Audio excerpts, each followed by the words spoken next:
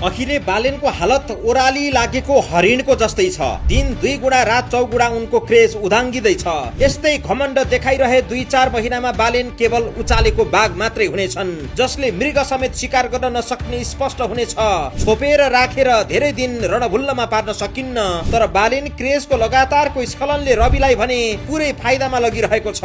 बालेनको हरकतले रवि लामिछानेलाई व्यक्तिगत रूपमा ठूलो फाइदा पुगिरहेको देखिन्छ। अहिले बजारमा बालेनसँग तुलना गर्दै मानिसहरू रवि त धेरै राजनीतिक मान्छे रहेछन्, अब रासोपाको भविष्य रविमा निहित छ भन्न थालेका छन्। रविको गुणगानका स्ट्याटस र कमेन्टहरू बाक्लिन थालेका छन् बालेनसँग तुलना गर्दै। क्षणिकमा बालेनको आलोचनाले रासोपालाई रक्षात्मक जस्तो त बनाएको छ, तर दीर्घकालमा हेर्ने हो भने बालेनको लखेटाइले रवि लामिछानेलाई ठूलै मौका दिने देखिन्छ।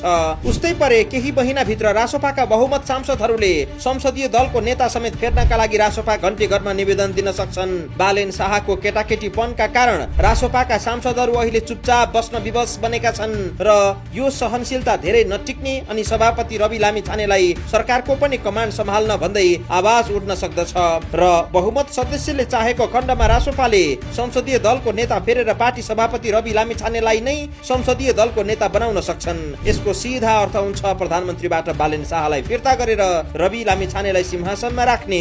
यसअघि रवि लामिछानेमाथि सहकारीका मुद्दाहरूले थिलथिलो बनाइयो। नागरिकतादेखि पासपोर्ट सम्मका काण्डले रविलाई विवादित बनायो र कमजोर पनि। तर अहिले रवि लामिछाने थुनामुक्त छन्, मुद्दा लडिरहेकै छन् र रासोपा पनि हाँकिरहेका छन्। असारको दोस्रो हप्ता महाधिवेशनको तयारी समेत भइरहेको छ।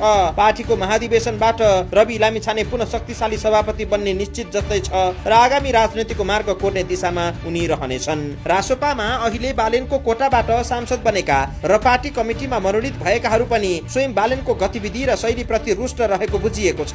केन्द्रीय कमिटी मात्रै होइन, संसदीय दलमा समेत रविको पल्ला भारी छ। बालेनको विकल्पको रूपमा चर्चा गर्न थालेका छन् सांसदहरू स्वयं, तर खुलेर होइन, लुकेर। किनकि उनको सनकको शिकार बन्ने रहर आखिर कुन सांसद र कार्यकर्तामा होला र? एकाध सांसदहरू जो बालेनको कोटाबाट संसदमा प्रवेश गरेका थिए, उनीहरू संसदमा भिड्ने शैलीमा बालेनको बचाउमा उत्रिन थालेका छन्। तर अन्य अधिकांश सांसदहरू मिडियाको क्यामेरा नजिक पर्न छाडेका छन्। संसदमा पनि 2/3 सिट भए पनि विपक्षीहरूको विरोधका बीच उनीहरू निरीह बनेका छन्, किनकि रासोपाका सांसदहरूले पनि अनुभूति गरेका छन्, मनमै विश्लेषण गर्न थालेका छन् कि आखिर कमजोरी त हाम्रै प्रधानमन्त्री बालेनको हो।